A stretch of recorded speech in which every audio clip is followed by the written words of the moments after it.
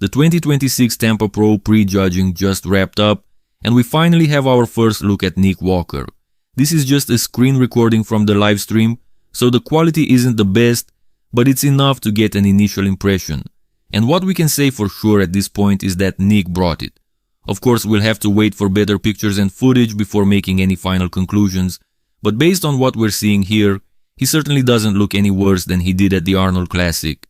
His waist looks under control, his legs look full, and they definitely don't appear downsized like some people were worried about after his recent physique updates. Now let's take a look at the first call out. As expected, Nick was moved straight to the center, with James Hollingshead standing beside him, indicating an initial top 2. We already know James looked phenomenal at the China Pro, where many people thought he should have beaten Behruz Tabani, and here in Tampa he seems to be continuing that great momentum. Joe Palacios, the guy most people wanted to see compared against Nick, started on the far left, nowhere near Nick or the apparent top 2.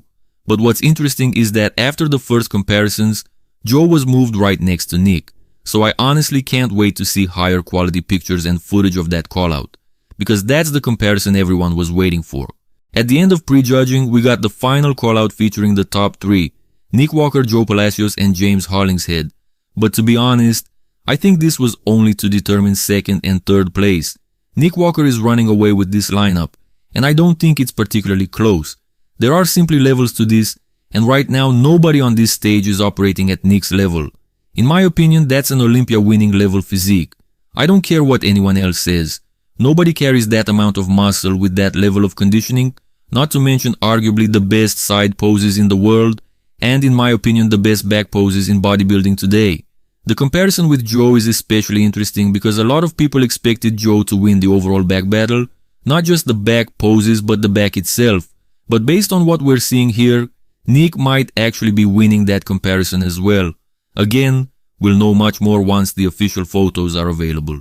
Another thing I really liked about Nick during prejudging is how well he maintained control of his midsection. It stayed flat and tight throughout the poses, but also during the transitions, which is just as important.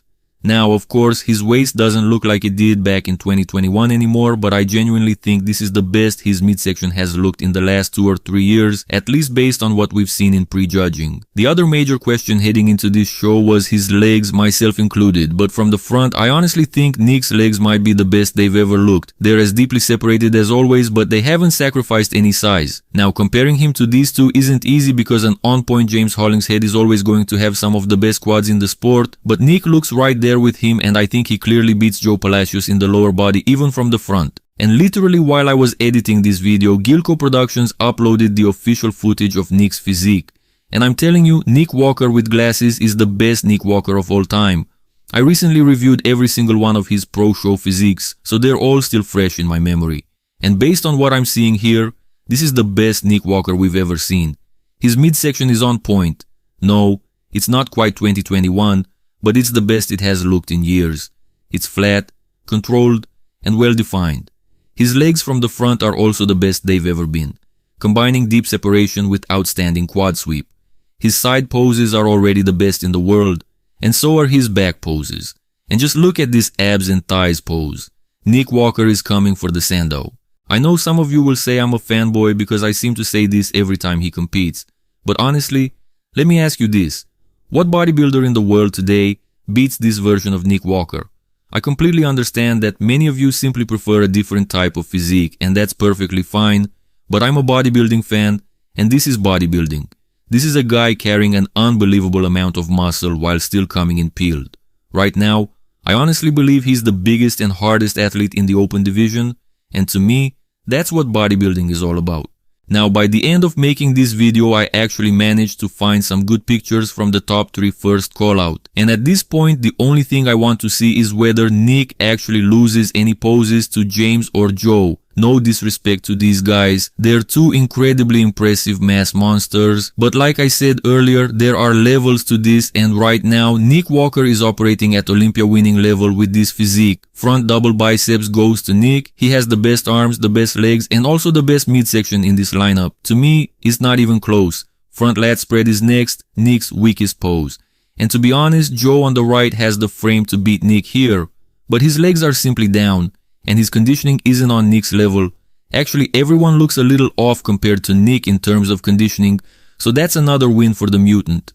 From this point on, I honestly don't see how Nick loses another pose, but let's keep going. Side chest is probably the closest comparison so far. James and Joe both look great, but they just don't have the polish that Nick brings to the stage. That's where the difference between these guys becomes obvious. For me, this is another clear win for Nick Walker. Back double biceps, and sure, when it comes to the actual back itself, Joe is incredibly impressive. Genetically, you could even argue he's superior to Nick in that area, but Nick simply dominates every other aspect of the pose. The arms, the shoulders, the legs, the conditioning, and, ironically enough, even the taper. Another win for the mutant. Back lat spread is a no-brainer. Once again, Joe has a fantastic back, but bodybuilding isn't judged on one body part. The complete package clearly goes to Nick, and for me, it's not even close. Nick also has the best side triceps in the world right now, so there's really not much to discuss there. When it comes to the abs and thighs, Nick actually has the best abs in this lineup. Now, this version probably doesn't challenge someone like Hadi Choopan